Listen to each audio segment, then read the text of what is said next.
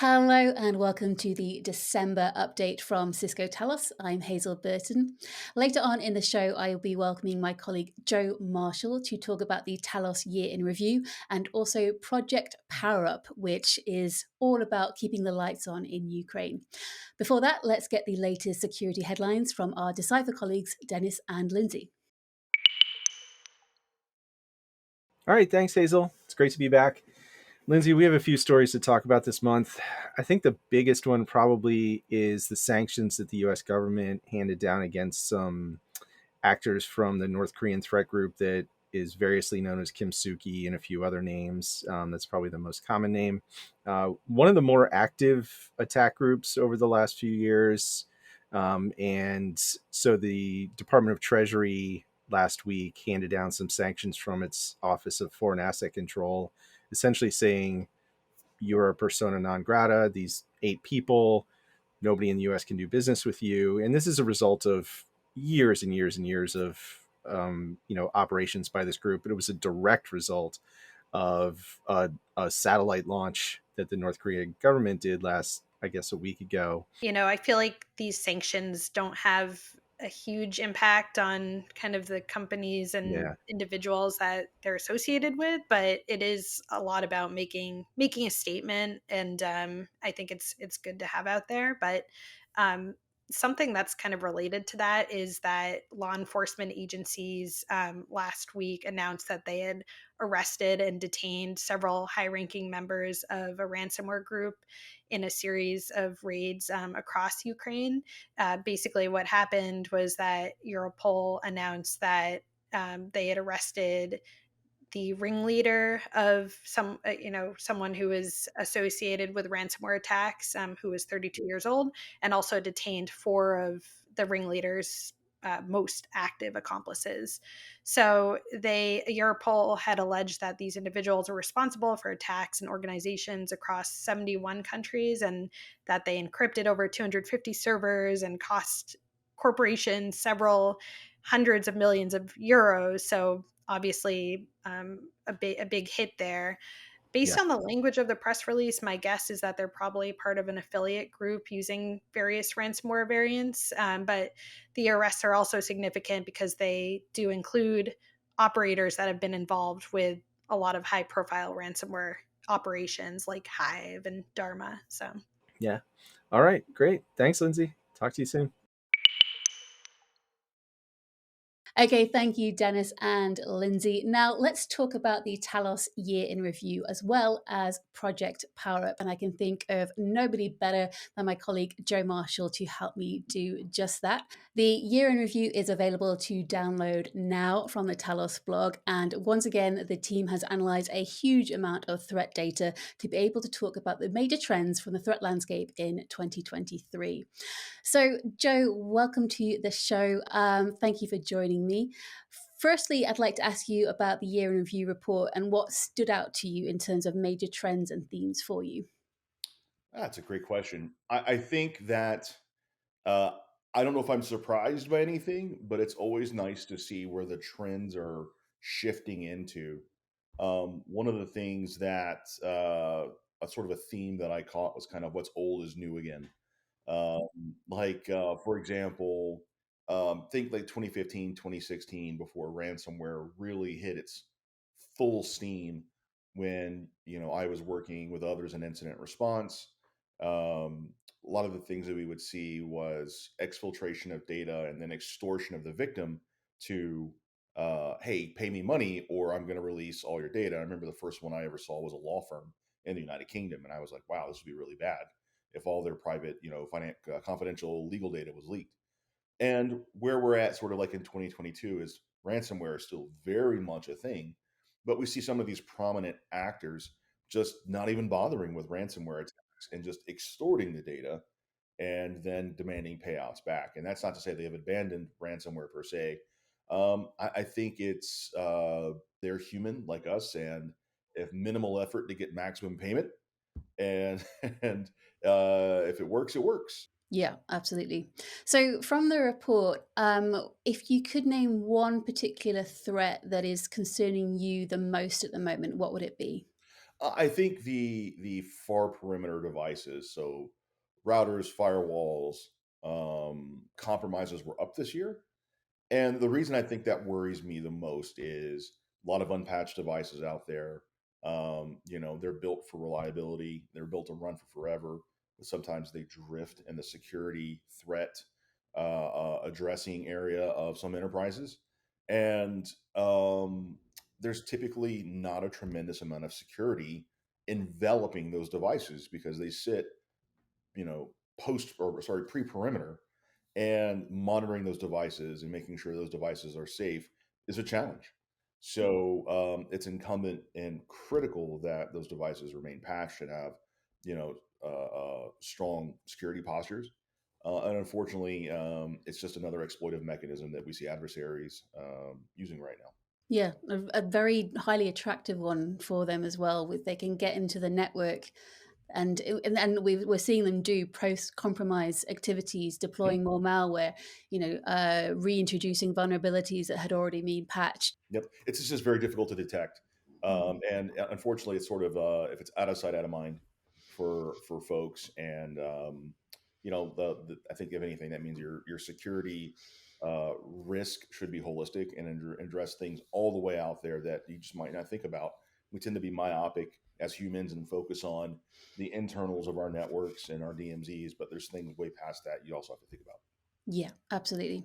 So, also in the report, we have a section on Project PowerUp, which is an initiative that you spearheaded.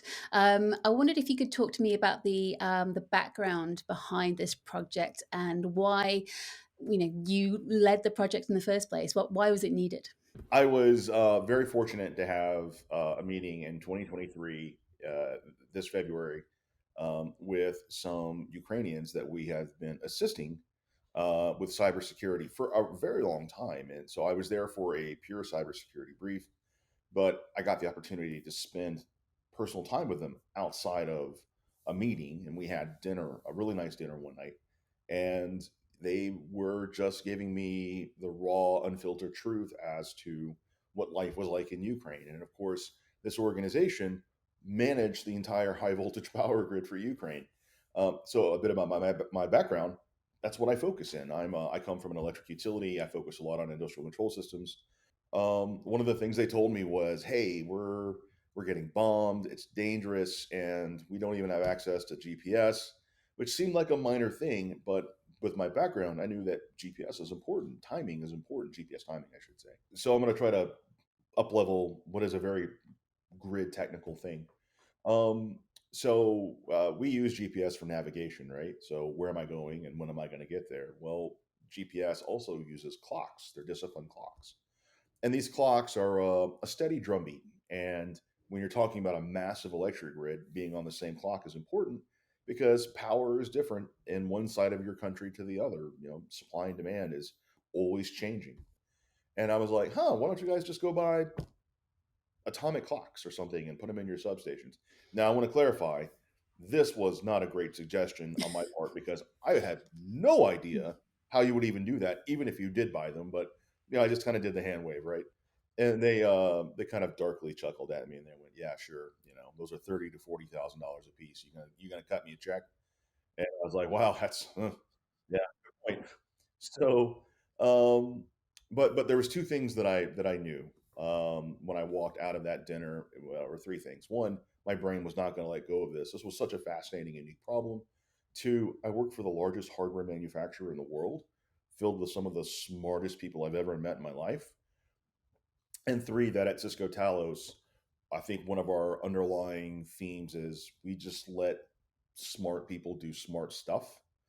When I was speaking with our engineers, I was like, can we get an atomic clock and just jam it into one of our chassis that we make? And they were like, sure, but you're not going to like how long that would take. And okay, fair.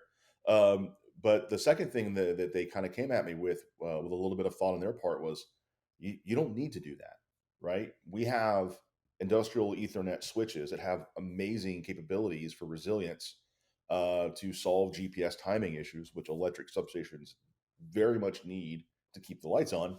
And but we're going to have to modify it internally, sort of with algorithms and different types of software to really make it as robust for this specific issue.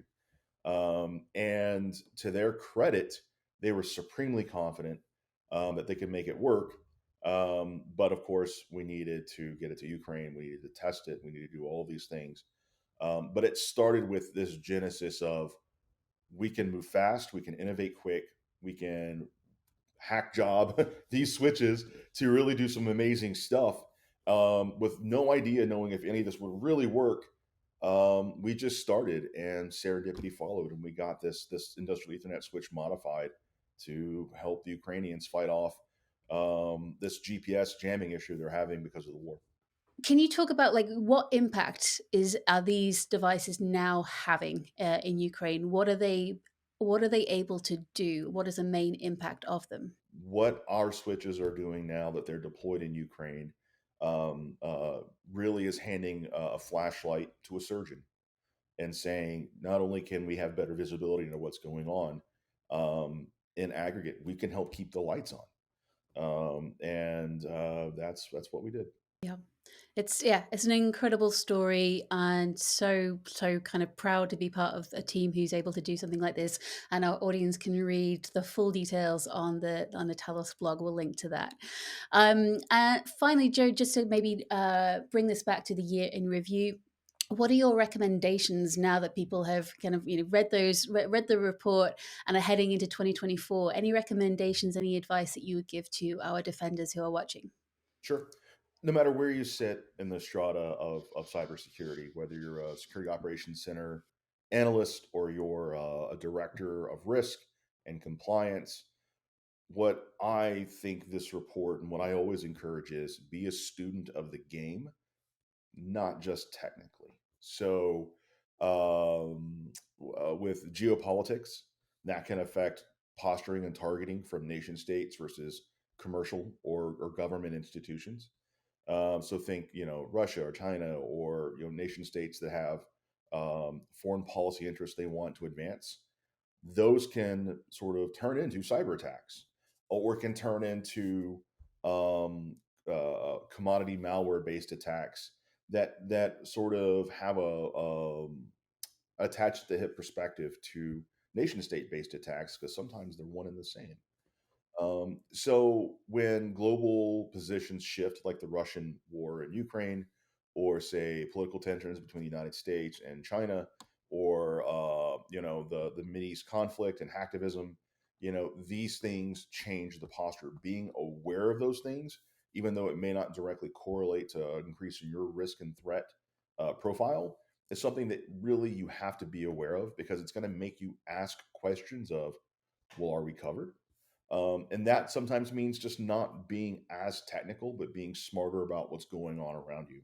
And that will influence and change your internal defensive posture. And eventually it does turn into technical implementations, security training, different conversations on risk from the SOC all the way to the CISO. Awesome. That's an incredible answer. Thank you, Joe. And thank you very much to our audience for watching. You can download the Talos Year in Review now. We'll put a link straight to that into the description copy. Until next time, we hope that you have a great rest of the year, and when it arrives, a very, very happy 2024. Thanks for watching. Take care.